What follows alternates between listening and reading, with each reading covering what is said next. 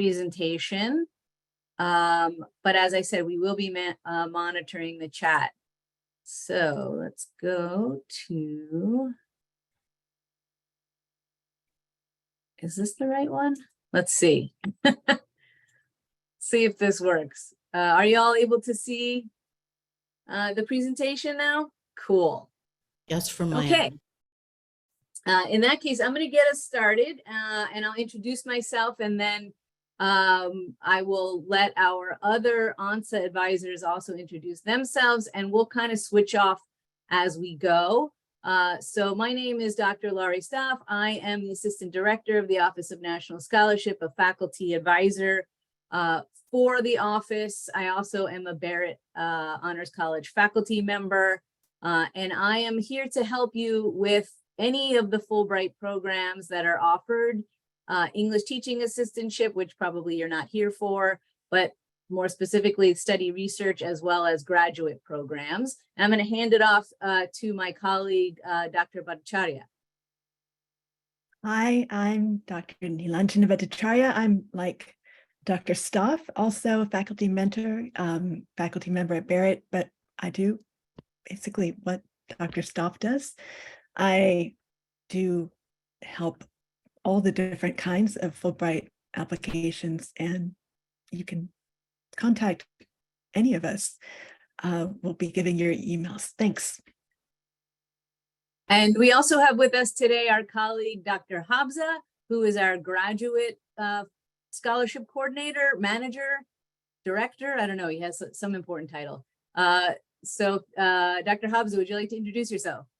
Yes, thank you, Dr. Staff. Hi, everyone. I am Dr. Mitch Habza. I am Senior Program Manager for Distinguished Graduate Fellowships, which means I largely work with graduate students and undergraduate students applying to graduate level awards. And for Fulbright, I mostly work with students who are applying for the Study Research Awards.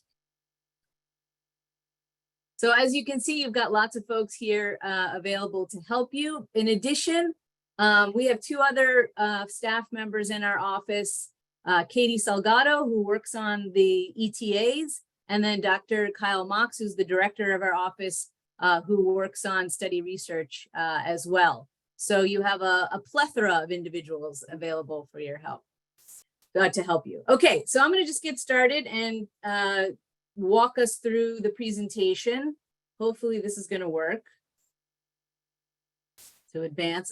Okay, yay. So now we're on the next slide. Hooray. Okay, so really quick. Just a basic overview of the Fulbright program. It is a program that was created by the Department of State in 1946, actually by Congress, but then sponsored by the Department of State. The idea behind this, and this is something you should always keep in mind, is to foster mutual cultural understanding. That's the whole purpose. The idea is that if we get to know each other better cross-culturally, that we will probably try to kill each other less. The grant program that we'll be talking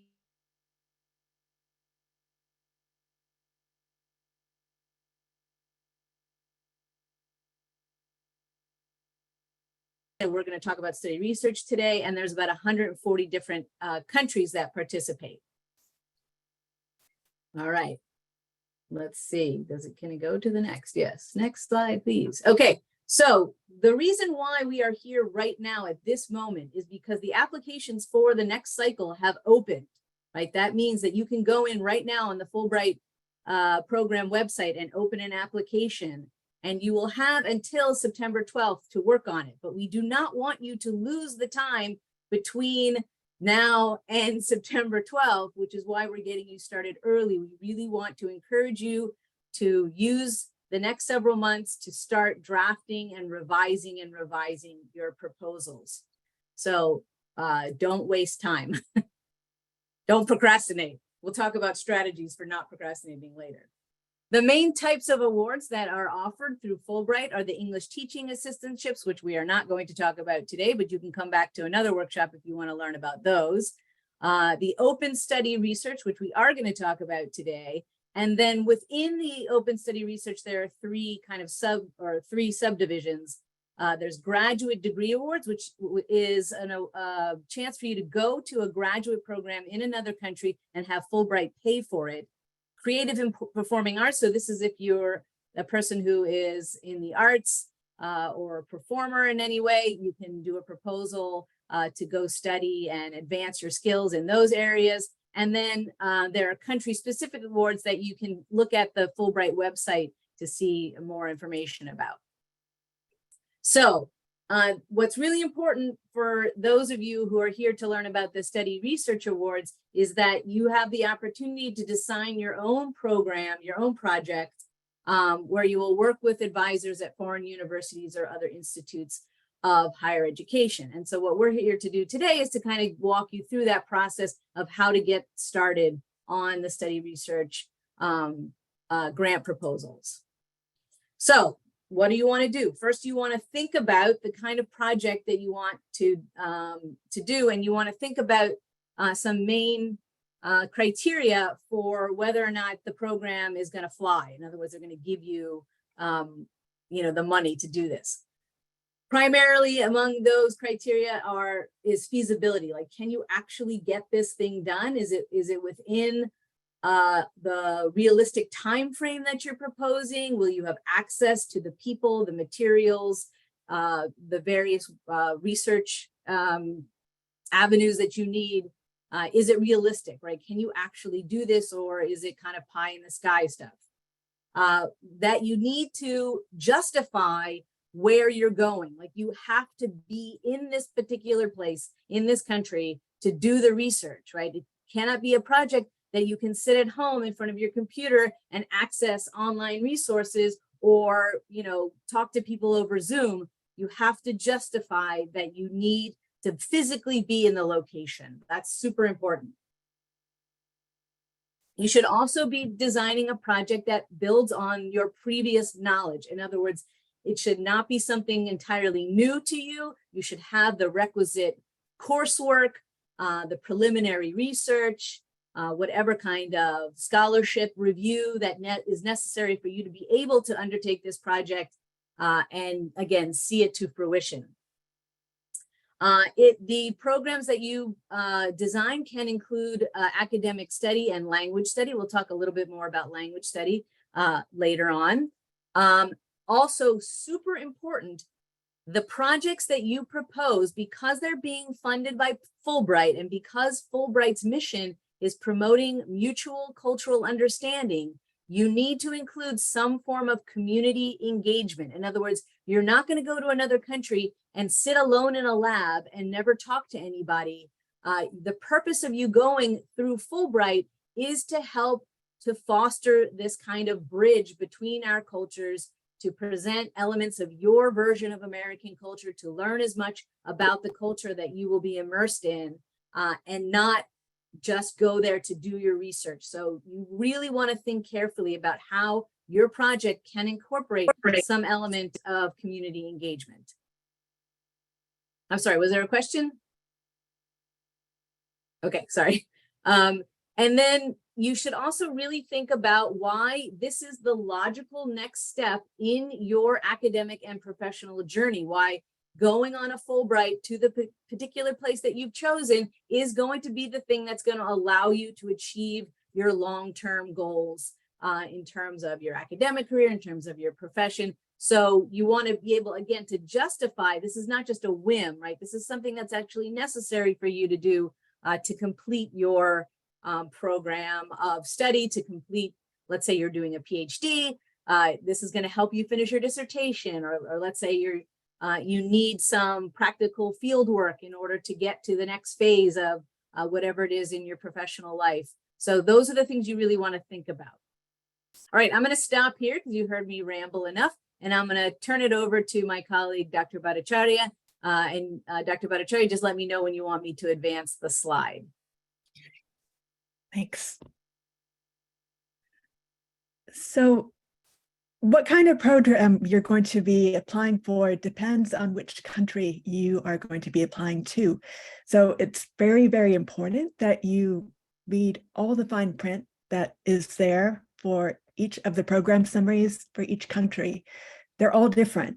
And sometimes some countries will indicate that they prefer certain kinds of topics. Sometimes they actually tell you they don't want particular types of topics. So it would be in your interest to know, to not apply with one of those topics that they really don't want. They're also going to tell you some helpful information about language proficiency and how to procure an affiliation.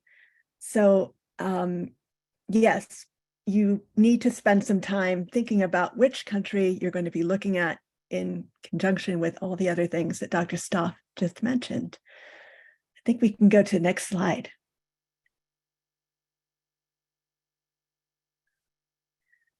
So the first question that our committees are also always looking at, and the national screening committees are also going to be looking at, is why you're applying to this particular country. If your project is sort of interchangeable and could be, especially if it could be done within the US and there's no compelling reason for it to be done outside, that's really a huge strike against you.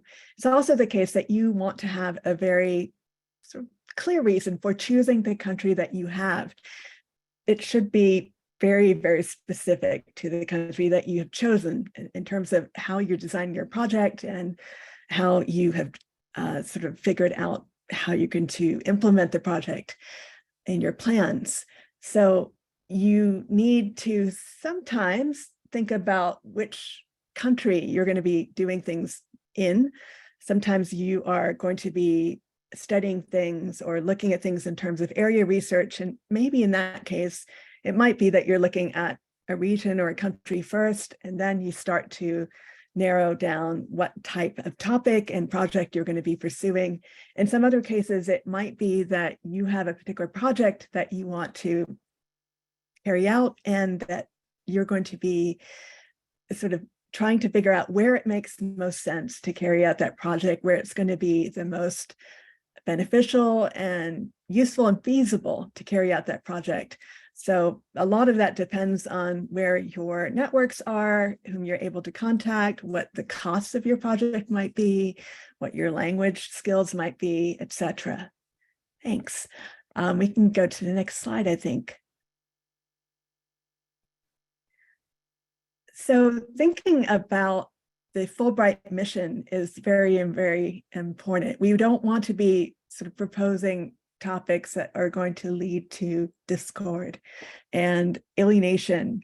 We don't want people to be sort of hosting you and then sort of having a very negative view of the US, or you are actually having a negative view of the country that you're going to be looking at, because of course the aim is to increase understanding between the two countries. So sometimes some of your projects are going to be, especially if they're oriented around the humanities, they're going to be speaking directly to this mission of increasing understanding and goodwill between countries. Sometimes you're going to have to think about how to frame your projects in terms of this larger mission, especially if it's going to be a project that has to do with maybe technical kinds of processes or investigations, something to do with STEM, perhaps, doesn't necessarily automatically translate into increased understanding and goodwill. So you have to think about, how does your carrying out this project still, even if it's not directly related to goodwill and understanding, how will it further that in the end? So we can go to the next slide now. So these questions, these key selection factors that we are looking at in this particular slide are super, super important. So when I'm trying to meet with students, or many students who think, hey, I'd like to get some money to spend a year in another country, especially when I'm not really sure what I want to work in, and that sounds really great. I would love some free money. So we would all love free money, but we need to have a project. And projects are actually something that take a while to figure out, and you need to be willing to commit the amount of time and energy to try to research how feasible your project is.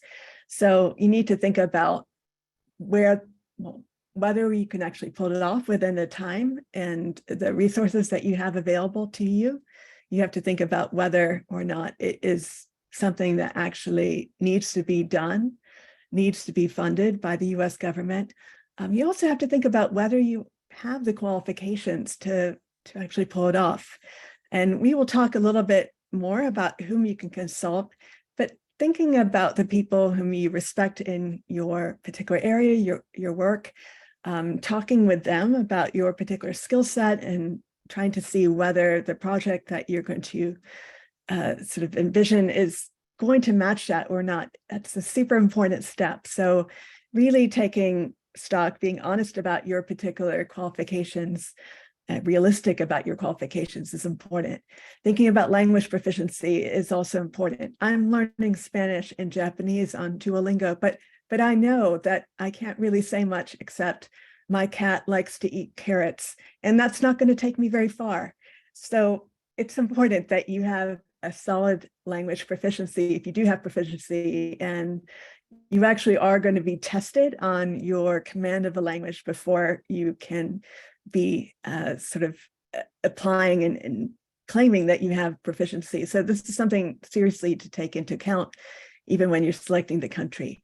Community engagement, how you're going to actually be there and interact with the community, how you're going to make a difference in terms of telling people what it means to be American and showing them sort of what American culture is, how you're going to be interacting with their culture and learning about their culture. So it's something that you can bring back to the US. This is also something very important that you'll need to talk about in your application. Sometimes previous experience in the country is to your advantage. Sometimes it is something that is not to your advantage. It really depends on the country, and they will indicate in their sort of small type whether or not you are privileged if you have a lot of experience in the country. They're also looking at diversity of applicants. So they don't want people to all look the same, but they also want people to be sort of diverse across different kinds of regional backgrounds, different kinds of ethnicities and races, different kinds of religions, different kinds of ages, different kinds of subject areas. So again, they're not looking for a particular type of person. They're really trying to find a very sort of diverse cohort of people to admit as fellows next year. Thanks. We can go to the next slide. Before we do that, Dr. Bhattacharya, Yes. I don't know if you remember to start the recording. I did. Oh, cool. Okay, just wanted to double check. Okay.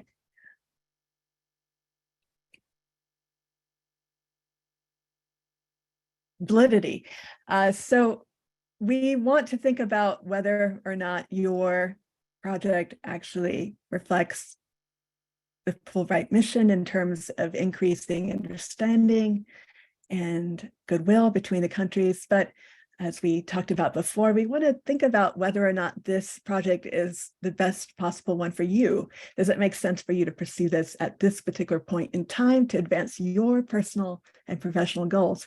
It may be that, you know, maybe we're looking at your application and saying, look, this person has a really good idea and they're really well on the way to achieving that, but they're not there just yet. And another year or two of experience in this area would make this such a better prospect for their being able to do what they want to do well. Again, so talking about the location, why this particular country is super important. So is your project really geared towards the particular strengths, the particular conditions that you're going to be encountering in this particular location? Are there particular people? Are there particular facilities? Are there particular kinds of geographic or technical instruments that are going to be available to you to pull off this project that are not available in other places? So that specificity is really, really important. Lastly, I mean, this is sort of an obvious one, but is the project one that we really care about? Is it one that really needs to be done? Is it one that we're thinking about? So if you're thinking about problems and global problems and what people are discussing these days, all these things that are timely, things that people can relate to, that are not going to be just things that people in your little subdiscipline are concerned with, but you're sort of finding a topic that can relate to larger questions is going to be very important for demonstrating how your project has validity. So you don't want to make a sort of proposal about a project that's going to be what we call a parachute research project, which is that you end up sort of designing a project in which you would sort of hop in for a year and do all this stuff, and then you just leave and you have no sort of ongoing substantive contact with that particular community that you have been living among. The Fulbrights are really wanting to foster a lifelong connection, lifelong commitment towards international education. So this is not a one-off deal in which you just go and you come back after you've taken their money and done what you did need to do. This is really sort of thinking about things long-term. So thinking about things long-term in terms of your own engagement, but also in terms of your ability to design a project that will be sustained in that host country. Is it something that's going to benefit the country after you go? Are you putting down sort of roots that are going to be able to be built upon so your work can be continued, etc.? So thinking about all these different things is really important. And we'll do one more slide. Next question of feasibility. Feasibility is something that is really hard to talk about abstractly, but if you're thinking about what we're trying to prevent, we don't want people who have very little idea of how to adjust to material conditions to be the people that we stick in a place that they don't know. If things are changing really quickly, you have to be flexible and you have to be adaptable. So knowing what the environment is, who the people are that can serve as resources, what kinds of problems might come up, what the timeline might be for your coming up with this project, taking into account any kinds of risks and different kinds of interruptions that might occur. Maybe you're doing research on an island and maybe there is frequent flooding at particular times of the year. That probably wouldn't be the time of the year that you would want to schedule a really intense schedule of meetings all over the island when you can't maybe even get around it. So thinking about things like how much can you demonstrate that you've thought this through, that you actually have an understanding of what's going on concretely. This is something that the committee is really going to be taking into account when they're looking at your application. Thinking about the methodology being appropriate.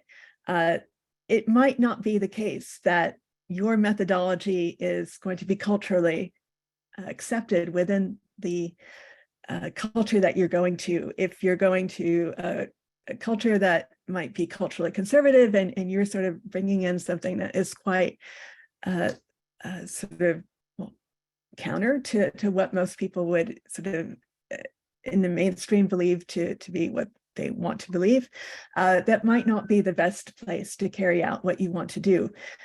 So thinking about your sensitivity towards where you're going, the researchers you're going to be working with, the people you're going to be talking with, living with, these are all things that people are taking into account when they're looking at your application.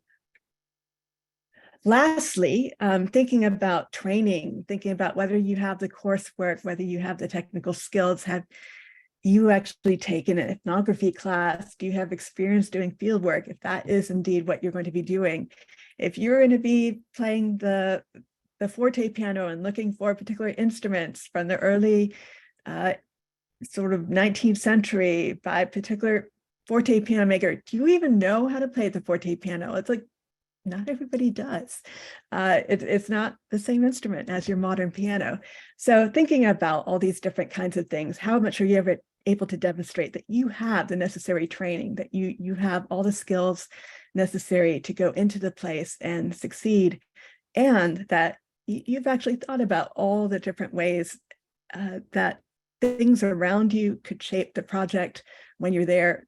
These are all sort of things that we're trying to keep in mind when we are advising you, when other people are looking at your project as committee members. Thanks. Lori, I think I've talked a lot, so I will. No worries. I will take over. So with regard to feasibility, we also want you to think really carefully about how to get connected with people who you're going to work with when you do undertake these projects. You do need to have some kind of affiliation. So you cannot propose a project where you're going to go and just independently do research and not have any kind of connection to any institution or university or any other kind of center where you're going to interact with folks. So this is often something that students find a little bit difficult starting out, is thinking about how to get those affiliations. It's really not as hard as a lot of students sometimes anticipate it will be, but it does take some time and some effort on your part. The first place really to kind of start is your own faculty mentors, right? The people here at ASU that you've already been working with, maybe you've taken courses with, maybe you've done some research project with, or other kinds of professional advisors and mentors that you've been in contact with. If you're affiliated with some of the centers, that the many centers that ASU has, there are folks in those centers who probably have research expertise in the areas that you're looking at. So just reach out. They will respond to you most likely, even if it's just a cold email introducing yourself, especially when you use the word Fulbright. People tend to think very highly of Fulbright, and they will respond. If you say, hey, I'm thinking about doing a project for a study research award through Fulbright, I would love to be able to talk to you about your expertise in this area and maybe see if you have connections with folks in the place where you want to go at universities or institutions or other kinds of centers of study. That's a really good place to start, right? Take advantage of that. And if you don't get anywhere with that, which is pretty highly unlikely, but let's just worst case scenario it, right? Again, cold emailing individuals who are affiliated with institutions or universities where you do want to go and work, and mentioning again that you're going to apply for a Fulbright and would like to come and work with them, usually garners a response, right? Usually people, again, see Fulbright as very prestigious. They want to be involved with these kinds of projects. So don't be afraid. Do some research, look around, see what kinds of institutions are out there, and start reaching out to folks. Because when you do submit your final application, you must have a letter of affiliation, sort of an invitation from individuals who are willing to work with you while you're there. If you do not have that affiliation, your application is going to be very weak, and chances are you will not get the grant. So the kinds of places you can look to, again, are universities, research institutes, non-governmental, nonprofit organizations, government organizations. And once you do make those kinds of connections, you want to be sure to lay out in your proposal, again, the justifications for wanting to work with these individuals in this particular institution, because they have the resources that you need, right? Again, things that you would not have access to if you stayed home and you were just in front of your computer. Even if you were able to talk to people on the phone or Zoom calls or whatever, you actually physically need to be in the location, because the places where you're proposing your affiliation has things that nobody else has, right? That you really need to go there and work with those things. You do want to be very certain that you're fulfilling the requirements of affiliation that the grant opportunity that you're particularly applying for has. So when you do that, you want to read very carefully what the grant type description includes as the requirements for affiliation, and make sure that you are meeting those, and make sure that the folks that you are asking for letters of affiliation from address those things in the letter that will be included in your application. So the other thing is that you have to make sure, as Dr. Bhattacharya has already mentioned, that you have the requisite training necessary to carry out the project, right? You've taken the coursework that has prepared you, you understand and maybe have already employed the kinds of research methods that you will be using, that you have the skills to use the instruments or whatever it is that you're going to do, that you have the requisite training and academic background to be able to do this. And you're going to have to convince, again, through your proposal, you're going to have to convince the National Screening Committee that you have this, these qualifications, right? Students often think that this just means they have to have good grades. That's not exactly true. GPA is considered, but it is not the only or even sometimes the most important factor in demonstrating that you have the requisite background to undertake the project. So the first piece of advice I would give you is don't freak out about your grades, right? Take a deep breath about your GPA, and then look and see about the specific courses that you've taken and the other things that you've done so far in your academic career, internships, research opportunities, things that you've done that can highlight the ways in which you are prepared to do the thing that you're then proposing to do in your research project. Again, thinking about GPA, if things were a little rocky in your first couple years, don't worry about that. We all struggle as first and second year students. What the National Screening Committee is looking for is that you're able to improve. So if your grades got better, that's good. But again, don't freak out too much about grades. Don't worry about the fact that somebody else may have a higher degree level than you. Again, they're looking at you individually. They're looking at the candidates, you know, based on what the experiences that they've had. So they're looking at people who are at your same level. You're not, if you're a first year MA student, you're not going to be compared to a PhD student who's almost finished, you know, with their degree. So don't worry so much about that. Okay. Language. I mentioned before that language is sometimes an issue. If you're going to a place where English is not spoken readily and there is a language requirement, you have to demonstrate that you have the level of proficiency that is necessary to carry out the project. If you're going to be engaging with researchers who may not have good command of English, can you converse with them? If you're going to be conducting interviews with human subjects, you cannot just assume that if they don't speak, that they would speak English. You have to be able to communicate with them. Again, all of these things are laid out in the specific country descriptions of the Study Research Award. So you should read those very, very carefully.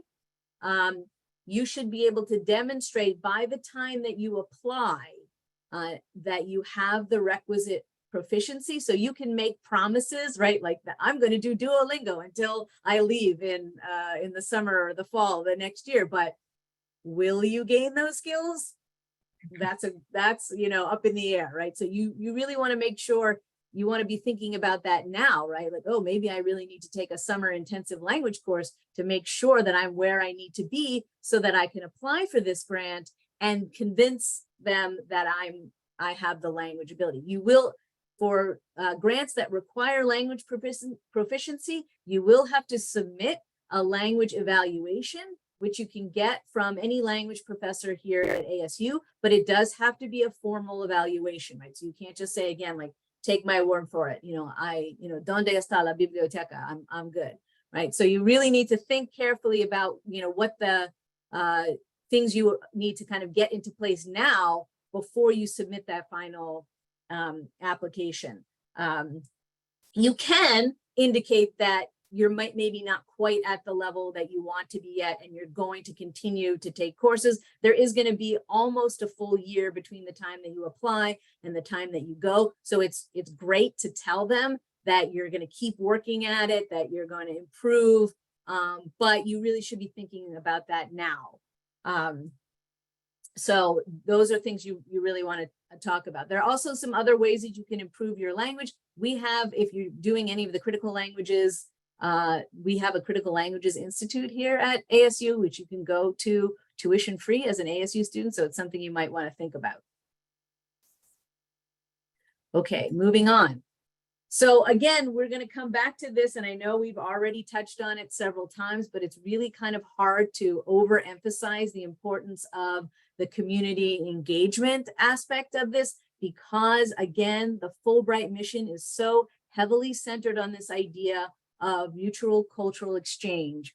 You really need to think very carefully about how you're going to demonstrate the engagement with the host community outside of the main research project that you're carrying out. So this is something in addition. The statement of grant purpose that you will write needs to include a description of something you've thought carefully about in terms of how you're going to engage with that community.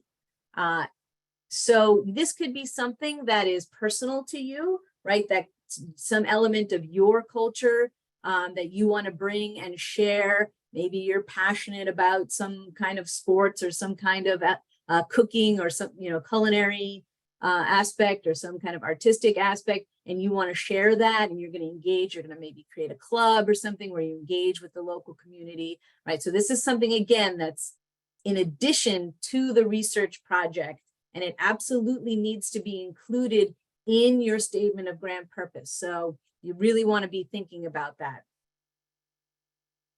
At the same time, we would really urge you not to invent something that's artificial to yourself, right? Don't pretend like you love soccer and you're going to go and start a soccer club, even though you really have never played soccer in your life, just because you think soccer, or I should probably call it football because that's how everybody else refers to it around the world, is really important in the culture of the country that you're going to, right? Don't try to invent things like that.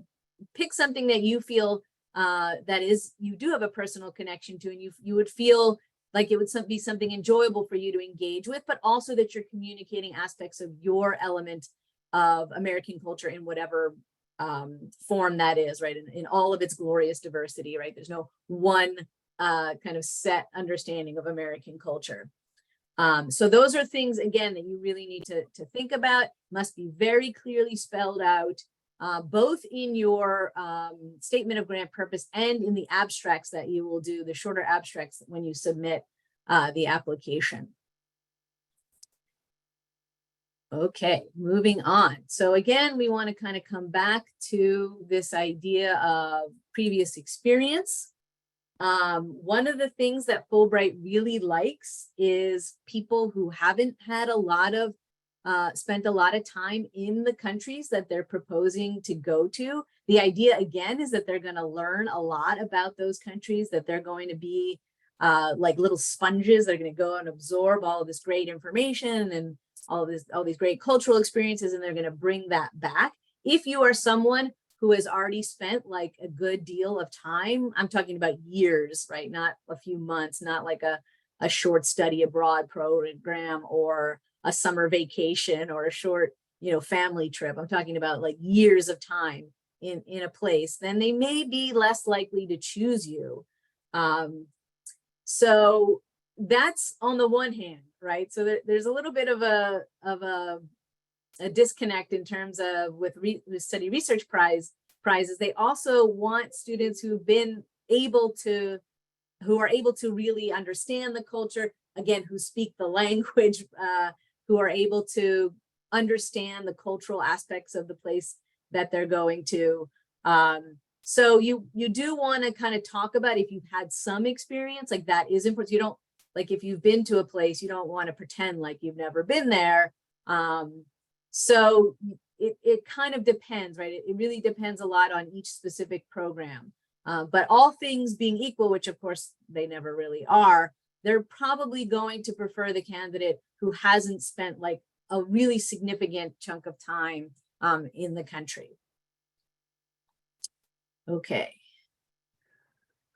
So diversity is another thing that we touched on in terms of what the National Screening Committee is looking for in an applicant. And diversity means a lot of different things. It could be your geographic location, right? One thing that you all have the advantage of, well, at least those of you who are here in Arizona, is that you're coming from the Southwest, which happens to be a region that's underrepresented, right? A lot of the students who apply for Fulbrights tend to come from the East Coast. They tend to come from private, Ivy League institutions. So even if you're not physically here in Arizona, the fact that you're an ASU student, right? A student at a public university with an 82 or maybe even higher now % acceptance rate will actually make you stand out from students who come from, you know, institutions like Harvard or Stanford that have like a less than 5% acceptance rate and have much less kind of socioeconomic diversity often. And so that's something that you should really highlight, right? And take advantage of, because the Fulbright Commission is very much looking for geographic distribution. They want to make sure that these awards are given out not just to students from Ivy Leagues from the East Coast, but to a wide range of students across the country.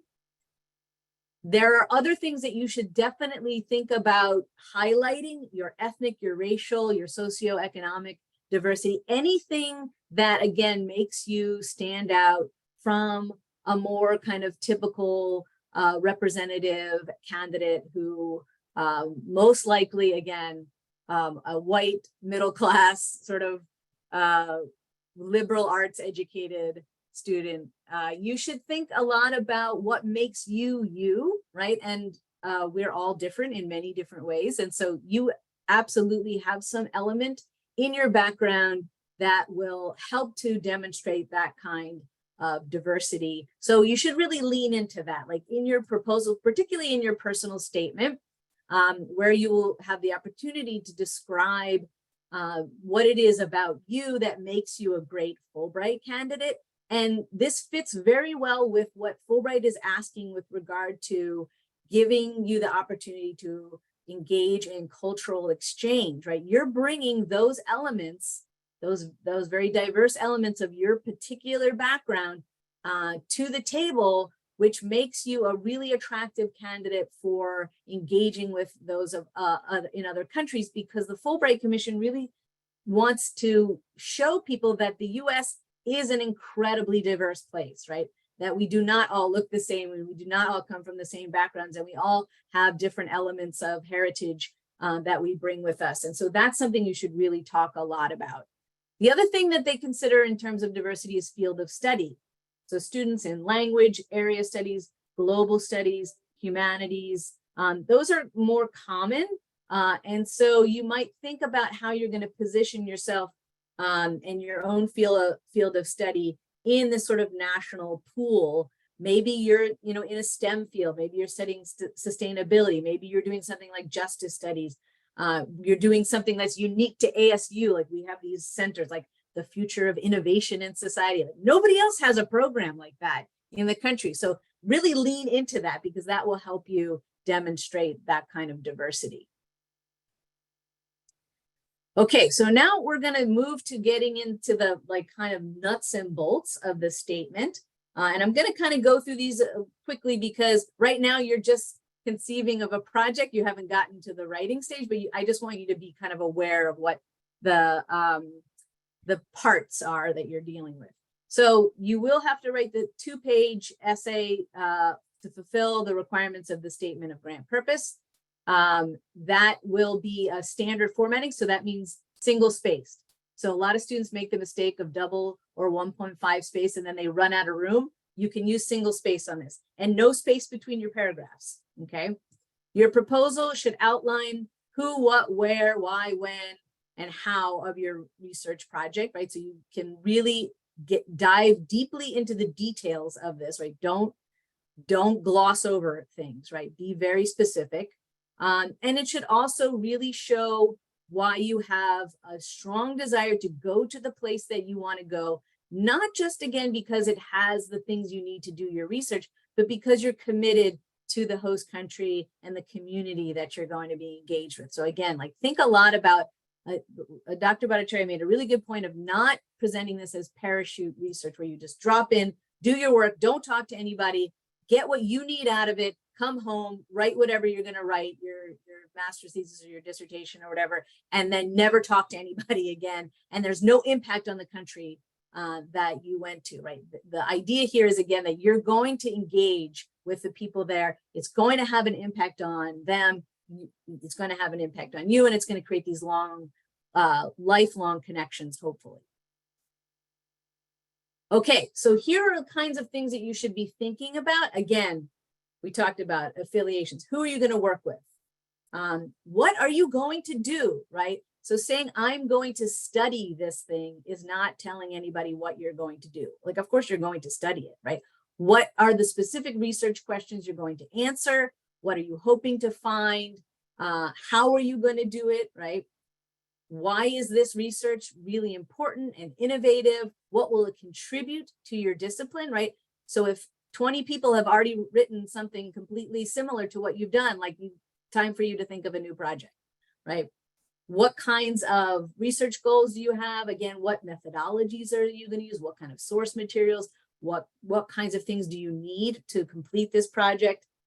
Why is it important, right? What's the big so what question, right? Who is going to care about this besides you, right? And this is important, right? Because this is about return on investment. You're asking for money. So you definitely need to prove that this is something worth investing in beyond just your particular academic success.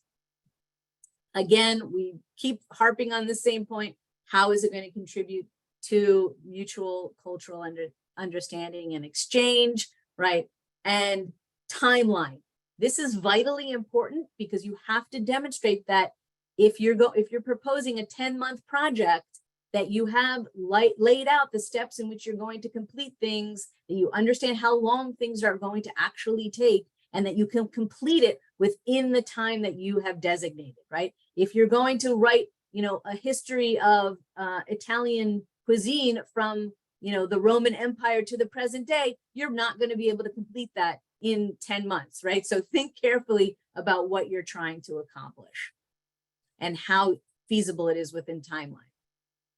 Dr. Stoff, I want to make sure that we leave some time for Carlin. Yes. But we can go through the slide, of course. Oh, why did that happen? My computer decided to stop sharing. Sorry about that.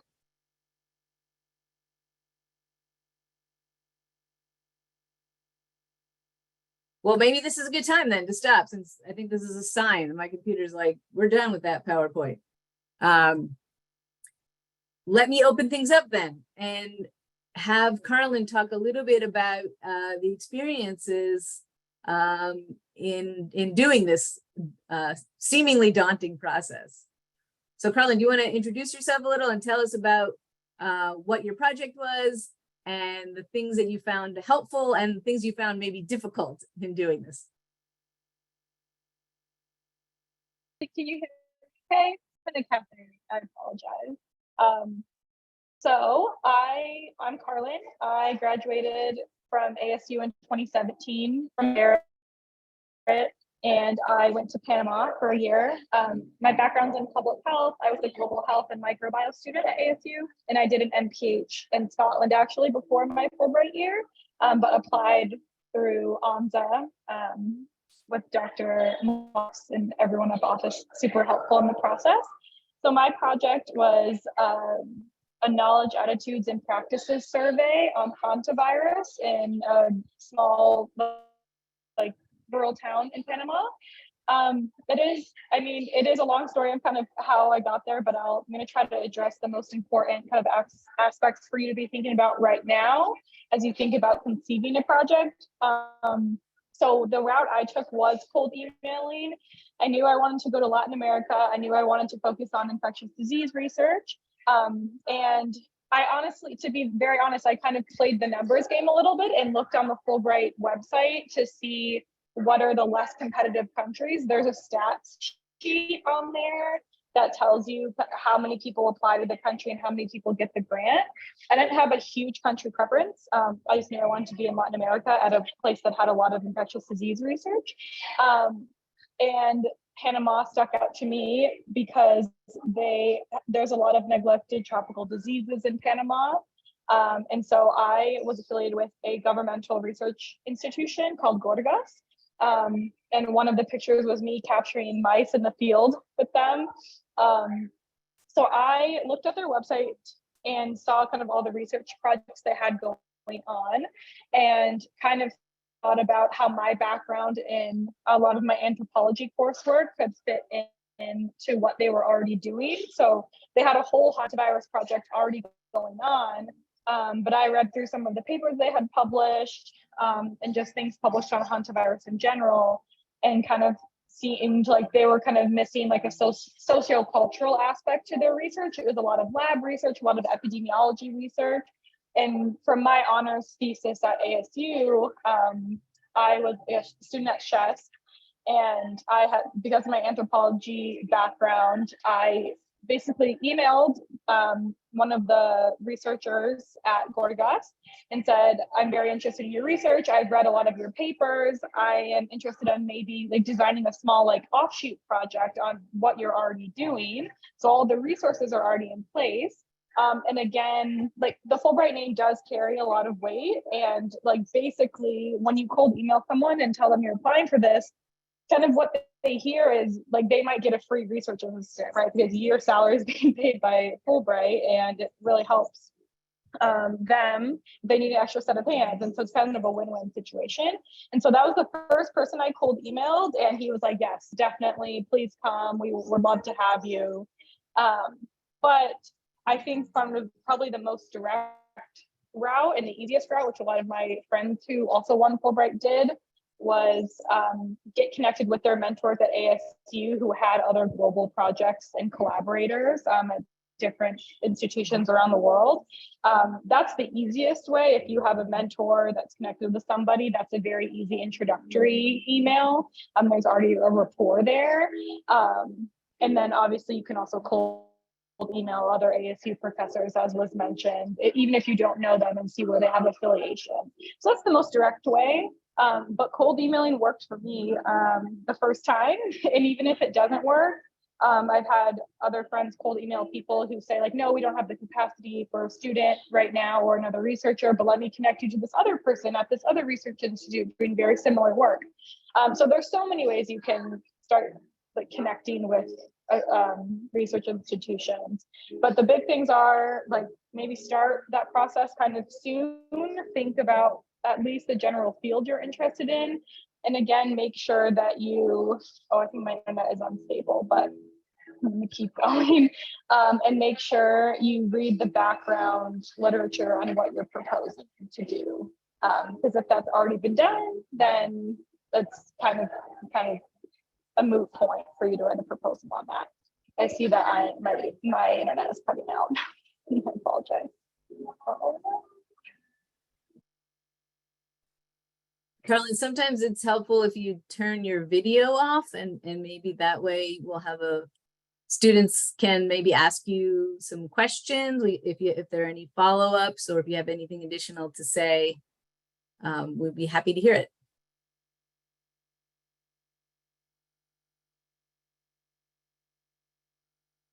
Oh, maybe we lost her. Well, I think actually where we ended, I'll go back to the slides. Oh, she's back. Oh, she's back. Yay. Okay. I'm back. Carolyn, I'm gonna turn my video off. I'm so sorry. Great.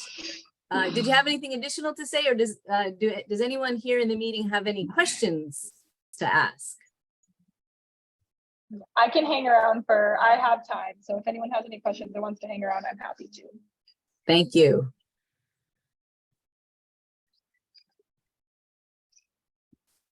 We'll be offering another sort of session thinking about these particular types of grants in about 3 weeks. So you'll receive a notification, and we'll have announcements about that scheduling on the website. So if you don't have all your questions answered in this one session, never fear, but you can also just make an appointment with any of us, and we'd be happy to address your specific questions. I'm going to just go back really quickly to that last slide. I think that's a really great place for us to, sorry, the presentation decided to crash on me and I had to start it all over again. But I think that's a really great place for us to stop, for you to start thinking about the questions that you're going to need to answer, and what we're going to, whoops, okay, yeah, this was it.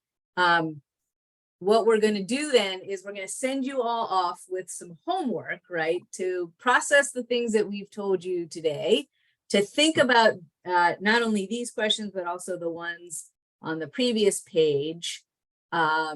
And when you come back on the 21st, when we hold part 2 of this workshop, you'll have had about 3 weeks to start thinking about the project, to start thinking about how you might want to draft, start answering these questions.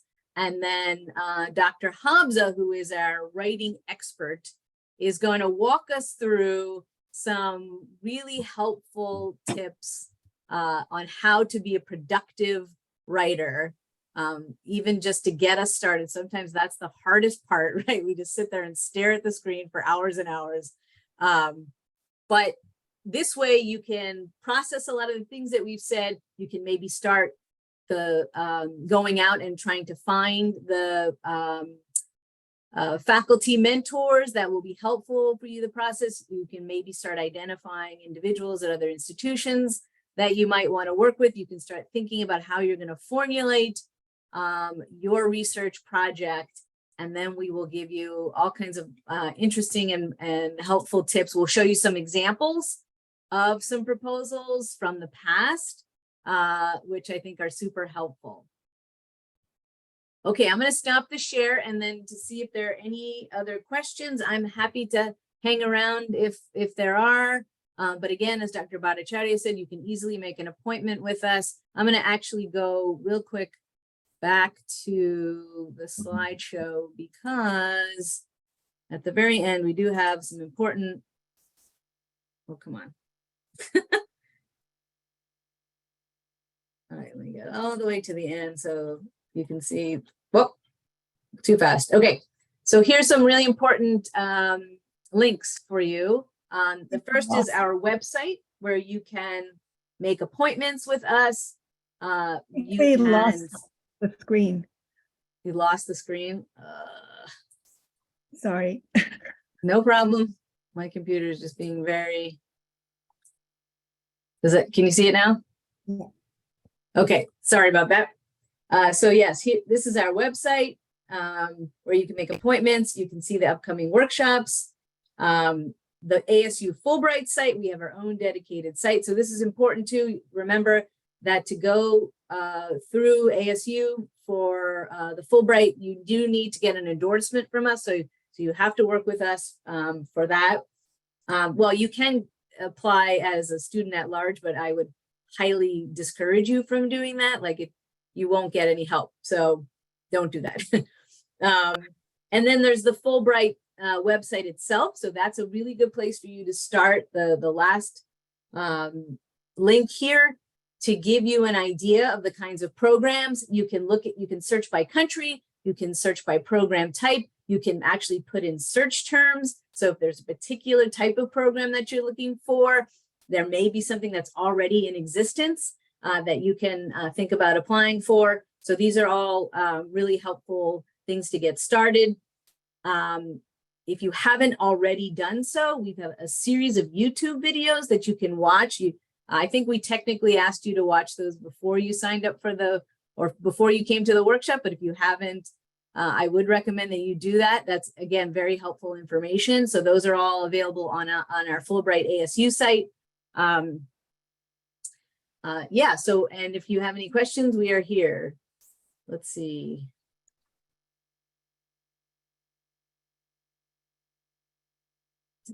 Statistics on research in the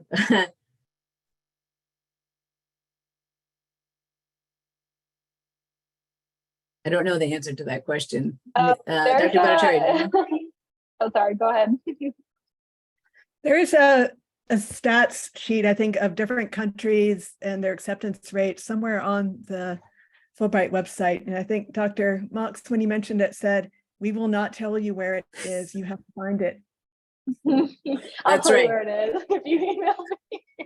I mean, and so, yeah, the reason is that we don't want you to make your primary decision on a place that you want to go based on the fact that they have a very high acceptance rate or they have a high number of rewards. We want you to make the decision based on the place that makes the most sense for you to do the research. Even though it worked for Carlin.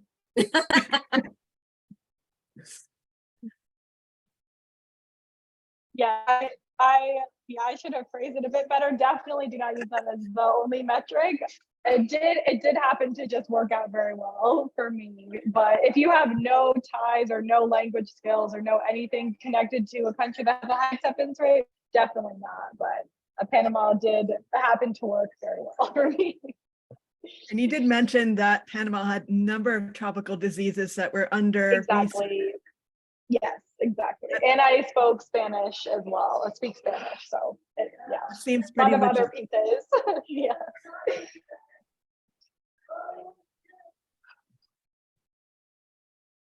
For any other general questions for any of us? Oh, finances.